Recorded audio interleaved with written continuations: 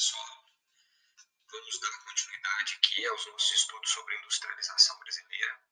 Nossa aula 5, Governo Fernando Henrique e a política de privatizações. Lembrando que nós já tivemos, portanto, 4 aulas de industrialização. Mauá e Vargas, JK, militares, Sarney, a década perdida, 4. E agora aula 5, Governo Fernando Henrique e as privatizações, beleza? O que caracteriza o governo Fernando Henrique, que são 2 mandatos, é a política de privatizações, por isso é o título da aula e o foco da nossa explicação aqui hoje. Quando pensamos, então, em governo Fernando Henrique, é importante a gente pensar nos antecedentes desse governo, né? Nós tivemos o governo Sarney, vou me colocar aqui embaixo do Sarney, para ficar bonitinho. Nós tivemos o governo Sarney, de 85 a 1990, chamada década perdida. Depois do Sarney vem o governo Collor, Fernando Collor de Mello, 91, 92, ele ganha a eleição em 1990, assume em 91 e sofre o impeachment em 1992, ele fica 2 anos, assume o seu vice-presidente, o mineiro Itamar Franco, que fica de 92 a 94. O Itamar Franco convida o Fernando Henrique para ser ministro das Relações Exteriores. Fernando Henrique, que sociólogo aposentado, lutou pela redemocratização no Brasil, tem participação direta na política, na história do período militar e da redemocratização, lutando por democracia, etc. E aí, quando vem a redemocratização, ele vai dar aula no exterior, Estados Unidos, França, etc., um dos sociólogos mais reconhecidos do mundo naquele momento. E o Itamar Franco, pela boa entrada que o Fernando Henrique tinha no cenário internacional, convida o Fernando Henrique para ser ministro das Relações Exteriores quando Itamar assume em 92. E, ao longo do governo Itamar, acaba mudando o Fernando Henrique das Relações Exteriores para o ministro da Fazenda, ou que hoje é chamado ministro da Economia. E o Fernando Henrique, como ministro da Economia do Itamar Franco, ele encabeça o lançamento do chamado Plano Real. O Plano Real, que estabiliza a economia brasileira, vindo de períodos muito difíceis do final dos governos militares, do governo Sarney e do governo Collor, chamada década perdida que nós já estudamos. E o Plano Real ele vem como salvador da história, como salvador da economia brasileira. E o Fernando Henrique como ministro da Economia, como ministro da Fazenda daquele momento. E o que vai ser o Plano Real? O que é a essência do Plano Real que gera uma certa estabilização na economia brasileira? Primeiro, corte de gastos públicos, diminuir gasto. Segundo, recuperação de receita, significa atrair dinheiro para o Brasil. E como que o Brasil consegue atrair dinheiro para a gente? Um país completamente quebrado, em crise, sem credibilidade nenhuma no cenário internacional. A estratégia que o Fernando Henrique adota é a elevação das taxas de juros, atraindo capital estrangeiro. Está aqui, ó, na setinha, elevação das taxas de juros. O Brasil passou a ser, no mundo, naquele momento, o país com as mais altas taxas de juros, chegando perto de 30% ao ano. Isso atrai dinheiro do exterior, porque essa taxa de juros é meio que uma garantia que o governo dá para rendimento do dinheiro. E aí o mundo inteiro, como o Brasil, a taxa de juros era muito alta, começa a colocar dinheiro aqui no Brasil. Então a gente reduz gasto, recupera a receita, basicamente elevando taxa de juros, atraindo dinheiro, aumenta as poupanças do Brasil entre aspas, tá? Porque são investimentos estrangeiros. A austeridade nas relações com os estados, ou seja, eu não vou gastar mais do que vou receber. Política de privatizações como mecanismo de esvaziamento do Estado, de diminuir o papel do Estado, diminuir a dependência econômica do Estado, vender as indústrias para que a iniciativa privada possa assumir parte do papel da economia. Paridade nos valores de reais e dólar, que a gente chama de dolarização. Muita gente que viveu essa época tem saudade porque chegou a ser R$1 um dólar, lá em 1994, 95, quando o real foi lançado.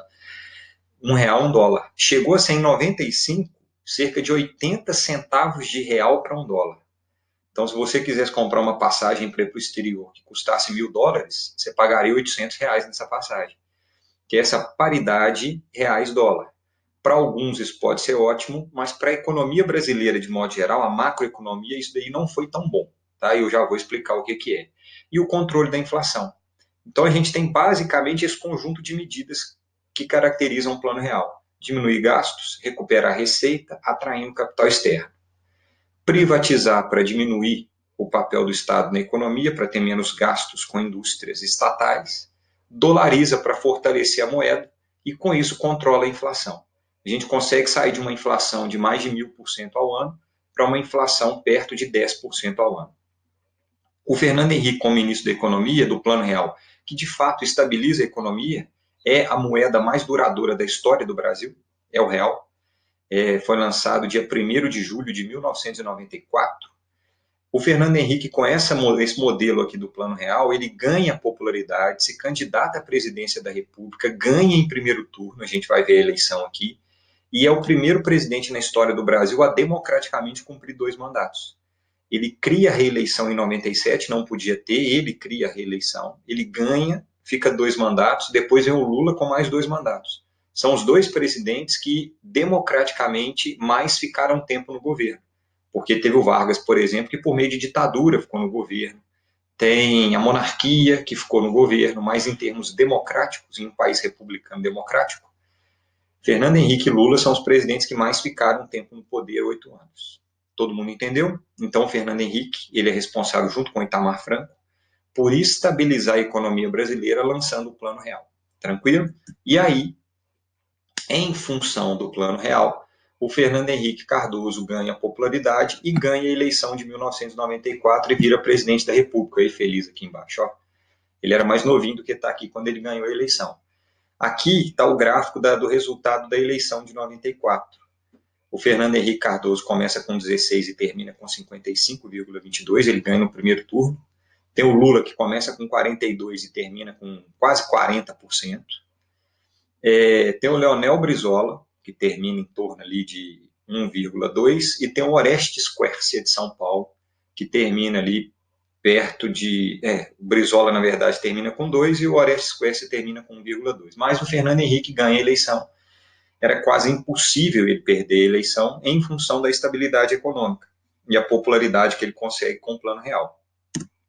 Para ter uma ideia, quais são os resultados do Plano Real? Os resultados, só voltando um pouquinho aqui, eles estão vinculados a essas medidas. Então, se eu pensar em Plano Real, eu vou pensar em reduzir gasto público, privatizar, controlar a inflação, atrair dinheiro para o Brasil, o que aparentemente, para muitos alunos que estão me assistindo aí agora, eu já vi dentro de sala de aula aluno falar: o Fernando Henrique foi o melhor presidente da história do Brasil. Se a gente pegar essas características aqui, ó, do Plano Real, que são também consequências do plano, de fato ele teve papel importantíssimo como ministro da Fazenda e depois como presidente. Estabiliza a economia, atrai investimento, privatiza, quem é fã das privatizações está aí, política de privatização muito forte no governo Fernando Henrique, recupera receita dos estados, municípios, do governo federal, controla tudo, etc., estabiliza a economia e lança uma nova moeda, que é o real, que a gente conhece até hoje. Ganha a eleição. No entanto, o Plano Real ele não tem só aspectos positivos, ele tem também alguns aspectos negativos. Por exemplo, se a gente pensar na dolarização da economia, isso é bom para quem depende de importação. Mas quem depende de exportação, a dolarização da economia é péssima. Porque para exportar, se eu tenho R$1 igual a $1, o cara vem com $1.000, ele compra R$1.000 em produtos. Se a gente tem $1 igual a R$5, por exemplo, que está acontecendo, o cara vem com $1.000 e compra R$5.000 em produtos. Então, para quem está exportando, R$1 desvalorizado, 5-1, por exemplo, ele é mais vantajoso. O Brasil, como é um país que depende muito de exportação, de produto primário, de minério, de carne, de produtos agrícolas, por exemplo, a gente depende de exportar. E para exportar, a gente depende também de uma moeda um pouco desvalorizada. Quer ver como é que fica a balança comercial? Se a gente olhar aqui a balança comercial brasileira, pega aqui, ó, 94 Plano Real. Já não era uma balança comercial das melhores. As exportações e a importação, ela era quase igual. Quando vem o Plano Real 94, 95, 96, 97, 98, 99, 2000, o que acontece com a balança comercial brasileira? Repara, a quantidade de exportação fica menor do que a importação. Um dos motivos disso é essa relação real-dólar, o que produz uma balança comercial desfavorável, o azul clarinho, que é o saldo. Então a gente mais comprava do que vendia. Repara quando chega ali por volta de 2000, 2001, 2002, quando o Fernando Henrique cria o modelo de desvalorização do real, ele coloca um câmbio flutuante, ou seja, não precisa ser o real igual ao dólar, e aí o real passa a valer 2, 3, 4, 5, né, o dólar, na verdade, passa a valer 2, 3, 4, 5 reais, a consequência direta disso é que o Brasil começa a exportar cada vez mais. Entenderam como é que é? Em função dessa desvalorização. Por exemplo, eu estou pegando aqui o foco só na questão cambial, do dinheiro. Tá? Existem N fatores para isso. E aí, quando ele libera a moeda, automaticamente as exportações sobem porque o produto brasileiro fica mais barato. E a importação, claro que ela continua subindo também, porque o Brasil estava se modernizando, porém o saldo da balança comercial ele passa a ficar positivo. Então, um dos aspectos negativos do Plano Real é o saldo da balança comercial negativa em função da dolarização, que estabiliza a moeda, porém gera uma balança comercial desfavorável para o Brasil. Um outro problema é que, quando a balança comercial ela está desfavorável, a dívida tende a ficar cada vez mais alta. Pega aqui o gráfico. Isso daqui é a dívida pública interna do produto interno bruto. O que vai acontecer? O Brasil vinha com uma dívida relativamente baixa. Quando chega no final dos militares, aqui, ó, 79, 80, Figueiredo, a dívida brasileira começa a subir. Depois ela cai novamente no começo do Plano Real. Só que aí ela sobe muito no primeiro mandato do governo Fernando Henrique. Um dos motivos é a dolarização, que tem a ver com a balança comercial negativa, o país está comprando mais do que vendendo, ele vai ficar devendo, então a dívida sobe. E um outro motivo é a entrada do dinheiro do exterior. Essa entrada de dinheiro não é que o pessoal coloca o dinheiro aqui e deixa aqui, não. Isso aumenta a dívida brasileira, que eu coloco e depois eu vou tirar com juros. Isso significa que a gente vai ter um aumento da dívida. Então, o Plano Real, ele tem dois aspectos negativos, que estão aqui até agora. Tem vários positivos, são aqueles primeiros que eu listei. Os negativos são déficit na balança comercial, tá ali, e o aumento da dívida do governo, que está aqui embaixo. Beleza? Então, se vocês quiserem escrever aí, quem estiver anotando, aquelas primeiras características daquele slide do Plano Real como características positivas do plano, está lá a tabelinha. Características negativas: balança comercial, déficit negativa e aumento da dívida. Beleza?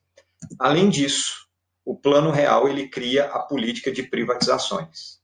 E aí, quando a gente fala de política de privatizações, está aqui na tela para a gente enxergar dos governos da década de 90 para cá, quais foram os governos que praticaram a privatização e mais praticaram e menos praticaram privatização, que é a venda de empresas estatais.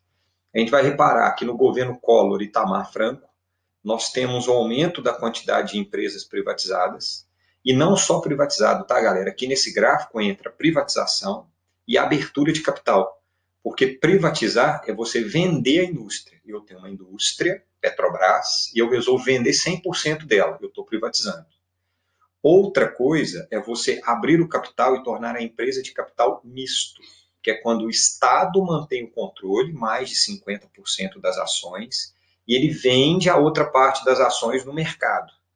Algumas empresas o Estado vendeu, privatizou, outras se tornam de capital misto, por exemplo, a Petrobras. Um exemplo aqui, ó, na época do Itamar Franco, a Embraer, beleza? Que se tornam empresas de capital misto. Tranquilo? O Collor, ele cria a famosa Lei das Privatizações, esqueci o número dela, que é 8.000 e alguma coisa, Lei das Privatizações, porque no Brasil não podia privatizar, o Collor cria essa lei, ele permite a privatização, beleza? E aí ele começa a privatizar Usiminas, Companhia Siderúrgica de Tubarão, Companhia Siderúrgica Nacional vira de capital misto, e depois o Fernando Henrique vende, a Embraer, capital misto, as ferrovias brasileiras. E aí, vem 95, o Fernando Henrique aumenta a quantidade de privatizações. Arrecada 49 bilhões, só que é mais, tá, gente? Ele arrecada quase 100 bilhões de reais, tá? Ao longo do seu governo todo, com a variação do câmbio, etc., chega a quase 100 bilhões. Então, ele privatiza as ferrovias, que não são privatizadas, é uma espécie de concessão. Conceder é você dar o direito da iniciativa privada explorar durante um certo tempo, ela não vira proprietária daquele bem.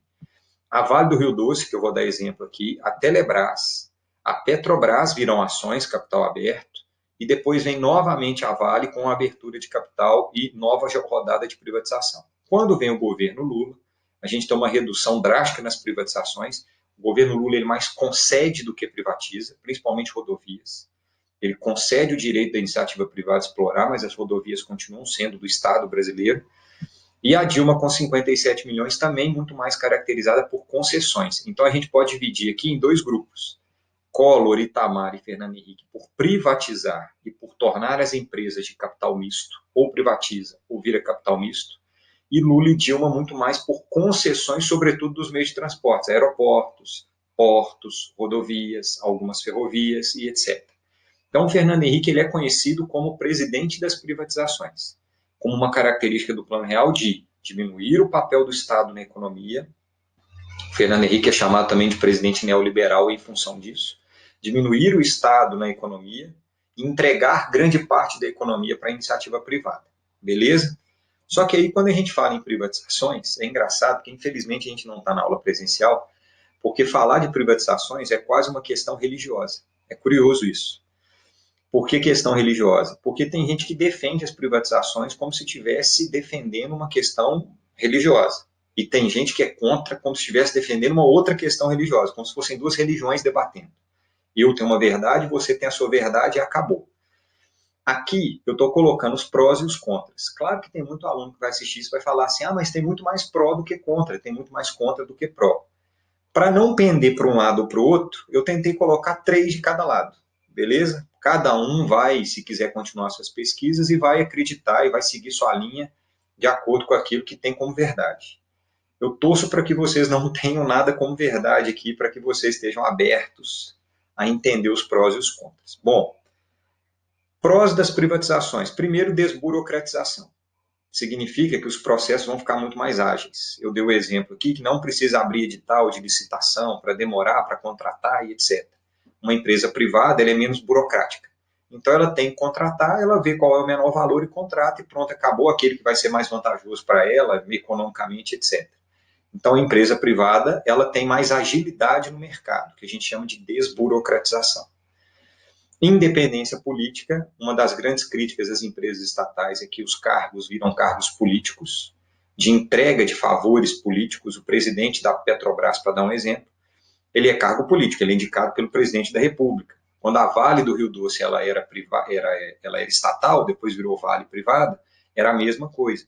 Então, muitos presidentes na história, eles usaram os cargos das estatais como cargos políticos. Não necessariamente quem está lá é o mais qualificado para estar. Entenderam a ideia? E aí a empresa vai servir com fins políticos. E a eficiência das empresas privadas, que a maior parte das empresas privadas são muito eficientes, não quer dizer todas, tá, galera? Não caiam nessa história de que toda empresa privada é mais eficiente que uma empresa estatal, mas algumas empresas privadas são sim mais eficientes que algumas empresas estatais. Isso faz com que seja uma vantagem o modelo de privatização, que é a possibilidade da empresa se tornar mais eficiente.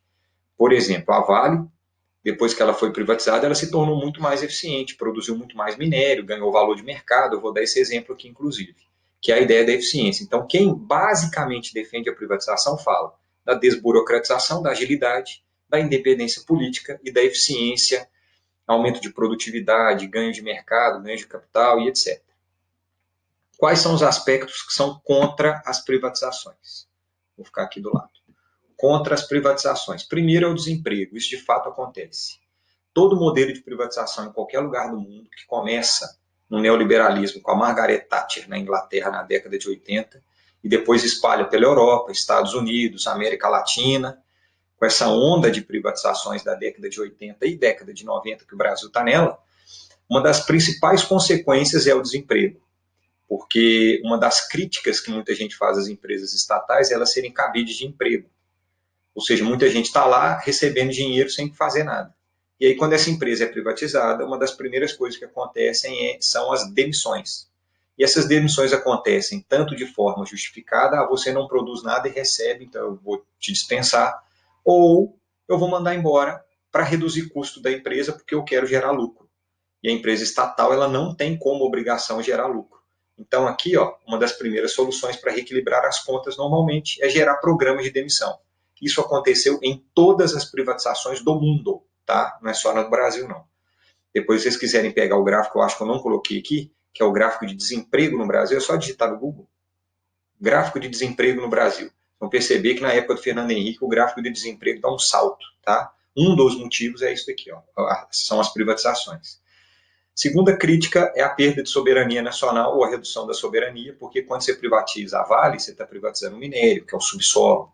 Quando você privatiza a geração de energia, você está privatizando os rios, por exemplo, as hidrelétricas. Quando você privatiza as telecomunicações, você está privatizando a possibilidade de gerar informação para a população e do controle sobre essa informação por meio dos interesses de quem compra. Então, isso é um problema que a gente chama de redução ou perda da soberania nacional, dependendo dos setores que são privatizados. E menos serviços para a população. Alguns setores que foram privatizados no mundo, o que se observa é a redução da oferta de serviço. O exemplo que eu coloquei aqui é que a energia, por exemplo, como as empresas estatais não têm como obrigação dar lucro, ela pode gerar energia para todo mundo. Casos de privatização de geração de energia aconteceu de populações que tinham energia ficar sem. Em alguns casos do mundo, na Europa, eu ouvi esse exemplo, porque aquela população mais carente não gera lucro para a empresa. A população que consome mais vai gerar mais lucro. Então, essa população fica sem. Outro exemplo na Europa foi saneamento básico. O saneamento básico europeu foi privatizado e começou a diminuir o acesso da população ao saneamento. O resultado foi que os governos europeus, no ano passado e ano retrasado, por exemplo, reestatizaram quase todas as empresas de saneamento que tinham sido privatizadas pela diminuição da qualidade do serviço prestado. Então, a gente tem que levar em consideração todos os exemplos. A gente não pode pegar um exemplo e falar, a Vale deu certo a privatização, então vamos vender tudo. Na verdade, existem setores e setores, realidades e realidades. É importante a gente pegar exemplos mundiais europeus, por exemplo, que privatizaram em larga escala na década de 80 e 90 e agora estão reestatizando vários setores da economia em função da diminuição da qualidade do serviço privado em relação ao serviço público. Então, isso também pode acontecer. Então, aqui a gente tem os prós e os contras. Eu tenho certeza que se eu estivesse na sala agora, ia ter gente levantando a mão e falar assim, Bruno, mas eu tenho muito mais prós para te falar. E gente levantando a mão, eu tenho muito mais contra para te falar. Eu diria para vocês que eu também, tá? Mas isso daqui é a essência da coisa. Por que privatizar? Desburocratiza, independência política e maior eficiência. Por que não privatizar? Desemprego, redução da soberania nacional e, em alguns setores, redução do serviço para a população. Beleza? Sem fundamentalismos, tá? Tranquilo? Aí, 2 estudos de caso. Primeiro, da Vale do Rio Doce, foi privatizada em 1997, eu vou ficar aqui do lado da Vale. Ela foi privatizada em 1997, beleza? Valor de 3,3 bilhões, sendo que na época o valor de mercado dela era no mínimo 20 vezes maior do que o valor da venda. A Vale do Rio Doce foi um grande escândalo de privatização no Brasil. Desde então, a empresa recebeu investimentos e cresceu mais de 1000%. A pessoa fala, está vendo que vale a pena privatizar? Ela cresceu mais de 1000%. Mas a forma de venda dela, 3,3 bilhões, foi um escândalo aqui no Brasil. É até hoje, na verdade. E aí vem as possibilidades. Se ainda fosse estatal, talvez jamais se tornaria uma empresa tão grande.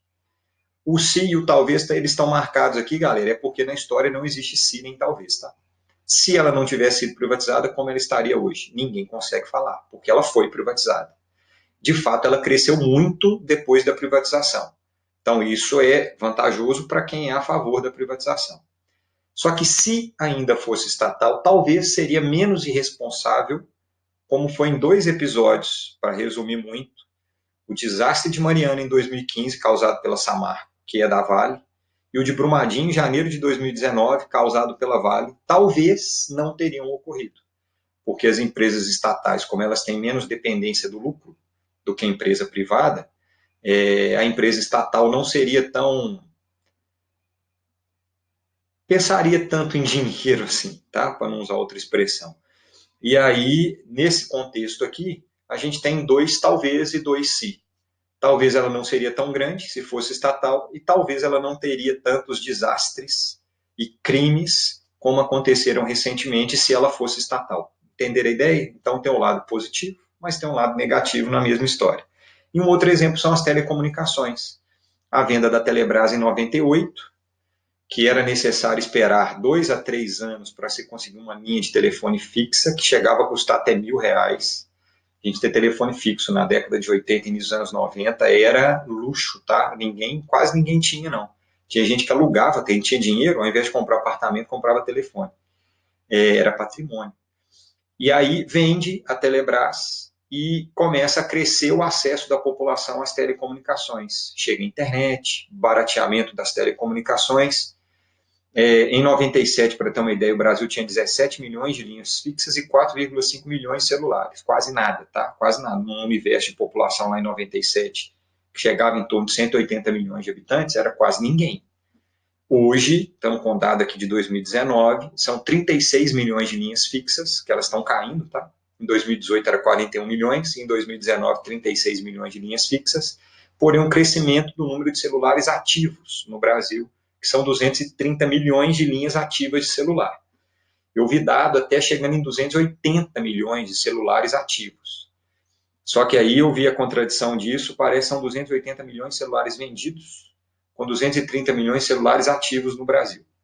Isso é em função da privatização, tá? Se fosse estatal, talvez não chegaria nesses números. Por outro lado, as empresas de telefonia lideram as listas de reclamação dos consumidores. Então, tem a ver com preço muito alto na média internacional, as telecomunicações do Brasil são muito caras, e qualidade do serviço prestado, que em relação ao preço, ao custo-benefício, essa relação não é tão vantajosa para o consumidor. Isso é uma realidade, então nem sempre a privatização gera vantagens para o consumidor. Entender a ideia? Beleza. Só que nesse modelo de privatização aqui no Brasil, uma das consequências diretas foi a criação das agências reguladoras. Quem gosta muito de estudar liberalismo e neoliberalismo briga comigo nessa hora aí, porque fala, o Fernando Henrique não pode ser chamado de um presidente neoliberal, porque no liberalismo e neoliberalismo não pode ter agências reguladoras. Tá bom. Por isso ele é de um partido que chama social-democracia, tá? Ele tem características liberais e tem características não tão liberais, que é o PSDB, Partido da Social-Democracia Brasileira. O que são as agências reguladoras? Elas são criadas por governo Vargas com outro nome, só que elas têm o nome de agência reguladora com essas funções aqui embaixo, durante o governo Fernando Henrique Cardoso. A agência reguladora ela surge no final do monopólio estatal com a política de privatizações. Elas possuem autonomia financeira, elas têm dinheiro próprio, elas arrecadam dinheiro cobrando das empresas que elas regulam. Entenderam a ideia? Elas têm financiamento próprio. E para que elas servem? Aqui vem uma das partes mais importantes, eu vou me colocar do lado aqui. Para que elas servem? As agências reguladoras, deixa eu voltar aqui, as agências reguladoras, ela tem poder normativo por regulamentar e normatizar diversas atividades de interesse coletivo que obrigam os prestadores de serviço buscando assim o interesse público. Então, as agências reguladoras, elas existem para regular, fiscalizar. Regular, tá? Não é regulamentar, tá? Regulamentar é lei. Quem regulamenta é o Congresso, são as leis brasileiras. Regular significa você, a partir da lei, fiscalizar o que aquela empresa está fazendo. A partir de um contrato feito, fiscalizar aquilo que a empresa está fazendo, buscando interesse público. Então, as agências reguladoras, elas têm a função de fiscalizar, regular, normatizar a prestação de serviço público por particular. O que é serviço público? É o serviço de interesse público. É a saúde, são as telecomunicações, é a produção de energia. Isso é serviço privado de interesse público. Entenderam como é que é? Beleza. Quais são os exemplos das agências reguladoras que surgem com força no governo Fernando Henrique Cardoso?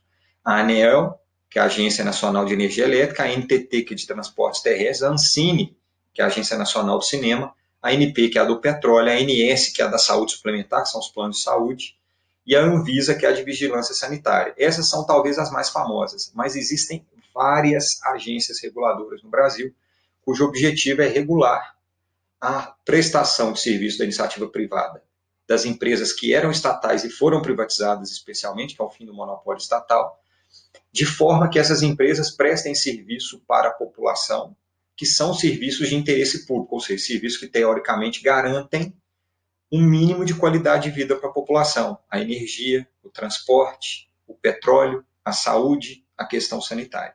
Entenderam a lógica? Beleza, pessoal? Características gerais do governo Fernando Henrique. Abraço.